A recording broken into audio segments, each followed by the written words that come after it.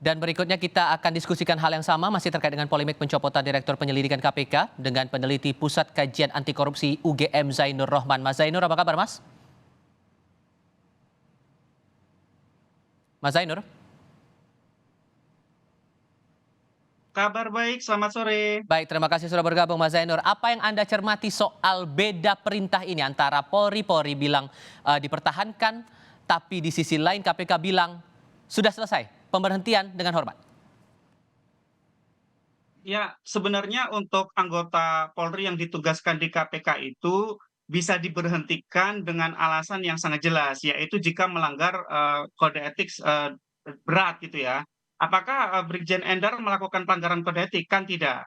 Yang kedua, kalau KPK beralasan bahwa ini sudah selesai menjalani tugasnya di KPK, artinya sudah habis masa jabatannya. Padahal itu adalah satu proses yang berlangsung secara anual. Setiap tahun ada perpanjangan perintah kepada para anggota Polri yang bertugas di KPK.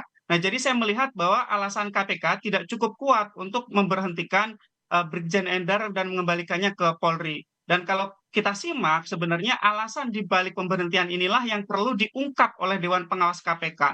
Apakah benar bahwa alasannya adalah perbedaan pandangan dalam penanganan perkara Formula E? Tapi Jika Anda memang melihat benar, kuat maka dugaannya ke arah sana atau tidak? karena tidak ada alasan lain yang kuat, satu-satunya alasan yang kuat yaitu hanya itu tadi, soal Formula E. Kalau Formula E ini kan masuk pro justisia ya dalam proses penyelidikan, maka pimpinan KPK tidak punya kewenangan untuk mencampuri secara substansi. Kenapa? Karena yang pertama itu adalah kewenangan penuh dari penyelidik maupun nantinya oleh penyidik. Yang kedua, pimpinan KPK sekarang dengan Undang-Undang 19 2019 itu bukan lagi berstatus sebagai penyidik dan penuntut umum sehingga tidak bisa menetapkan perkara. Itu adalah kewenangan murni dari penyelidik dan penyidik di Direktorat Penindakan KPK. Jadi ketika pimpinan KPK masuk ke substansi perkara dan memaksakan pendapat untuk penetapan satu perkara yang sedang ditangani oleh Direktorat Penyelidikan, maka menurut saya ini sudah merupakan satu pemaksaan pendapat dan bentuk kesewenang-wenangan. Apalagi jika kesewenang-wenangan tersebut diikuti dengan pemberhentian dengan hormat Direktur Penyelidikan tanpa ada satu alasan yang jelas, kecuali kalau hanya memang alasan soal masa baktinya yang telah habis. Padahal itu sekali lagi adalah satu hal yang anual yang memang setiap tahun diperbarui Hmm. surat perintahnya untuk menduduki jabatan tersebut. Jadi saya melihat di sini ada potensi pelanggaran kode etik yang sangat jelas dilakukan oleh para pimpinan KPK, Bang. Oke, maka kemudian Dewan Pengawas bisa melakukan apa dulu nih setelah laporan dibuat oleh Brigjen Endar?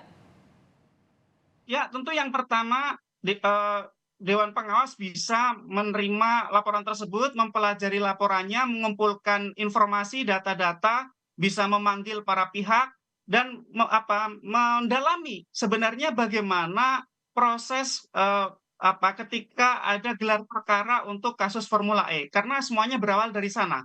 Apakah dalam forum gelar perkara tersebut ya semuanya dilakukan sesuai dengan ketentuan? Kalau sudah ada alat bukti, maka memang harus dinaikkan ke penyidikan. Kalau tidak ada alat bukti yang dipegang oleh penyelidik, maka tidak bisa dinaikkan ke penyidikan. Kalau itu dipaksakan, berarti ada pemaksaan oleh pimpinan KPK dan itu merupakan bentuk pelanggaran kode etik. Itu pertama. Hmm. Yang kedua, dari sisi kepegawaian. Apakah pemberhentian ini sudah sesuai dengan ketentuan-ketentuan kepegawaian di KPK berdasarkan PP tentang sistem manajemen SDM di KPK maupun tentang peraturan KPK tentang kepegawaian. Jadi nanti Dewan Pengawas perlu untuk mendalami apakah pimpinan KPK telah mengikuti peraturan perundang-undangan, apakah ada dugaan pelanggaran kode etik, misalnya dalam bentuk pemaksaan pendapat, dalam bentuk penyalahgunaan kewenangan, dan seterusnya. Nah, kita berharap Dewan Pengawas kali ini berani untuk memperlihatkan kinerjanya, melaksanakan tugasnya. Sekali lagi, ini perkara yang sangat sensitif. Kenapa? Karena terkait dengan politik. Ya, bahwa perkara ini adalah perkara yang tidak jauh dari perkara-perkara politik. Bahwa KPK adalah institusi penegak hukum, sehingga KPK tidak boleh terpengaruh sedikit pun dengan faktor-faktor di luar hukum, apalagi faktor politik. Dan Sehingga Anda itu merasa bisa bahwa betul dilakukan. ada bentuk pelanggaran kode etik penyalahgunaan wewenang di sini?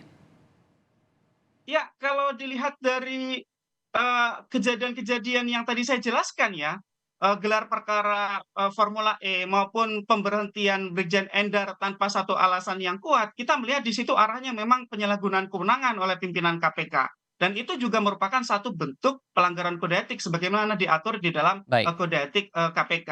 baik. Mas Zainur Rahman dari Pukat UGM, terima kasih sudah berbagi perspektif bersama kami di Kompas TV. Sehat selalu untuk Anda, Mas. Selamat sore.